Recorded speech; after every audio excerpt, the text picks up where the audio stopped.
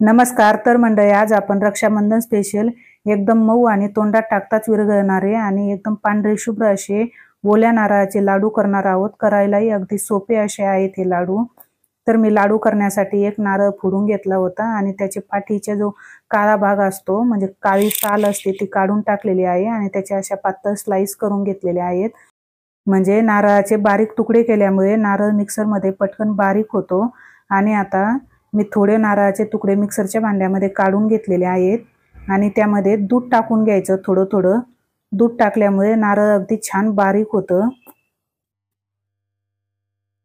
पहा, सर्व नारळाच्या तुकड्याचे मी इथं बारीक असा किस करून घेतलेला आहे. दूध टाकून एकदम छान असं बारीक झालेलं आहे. नारळ एकदम बारीक झाल्यामुळे आपल्या लाडूची जी चव आहे ती सुद्धा खूप छान लागते. तर पहा, सर्व नारळ मी इथं एकदम बारीक करून घेतलेला आहे छान.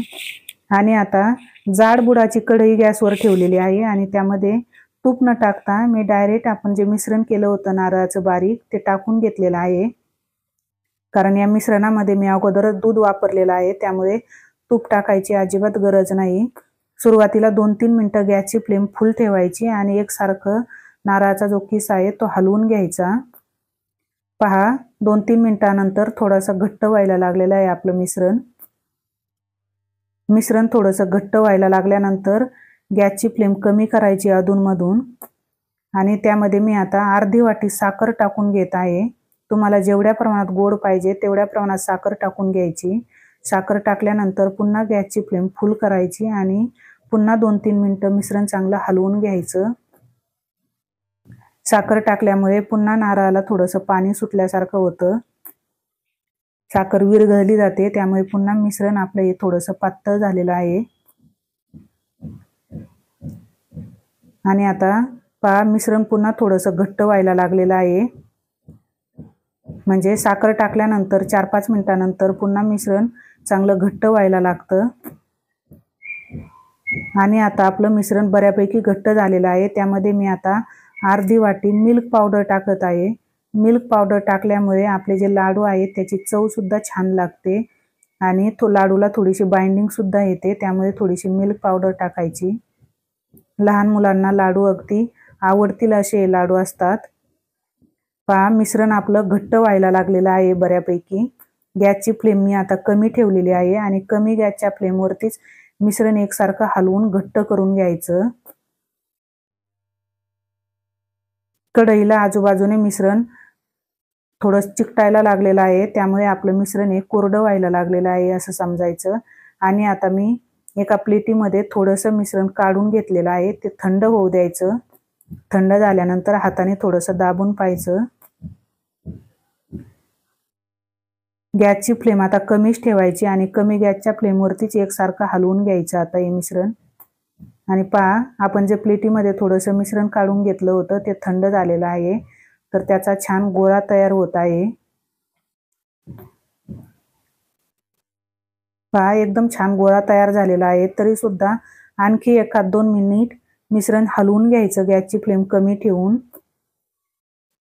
आणि एकदम घट्ट असा गोळा तयार व्हायला लागलेला आहे आपला. म्हणजे मिश्रण जे आहे आपलं ते घट्ट झालेलं आहे. पहा, गॅस मी आता बंद केलेला आहे. मिश्रण आपलं चांगलं घट्ट झालेलं आहे, त्यामुळे म्हणजे अगदी याचे छान लाडू बांधता येतील.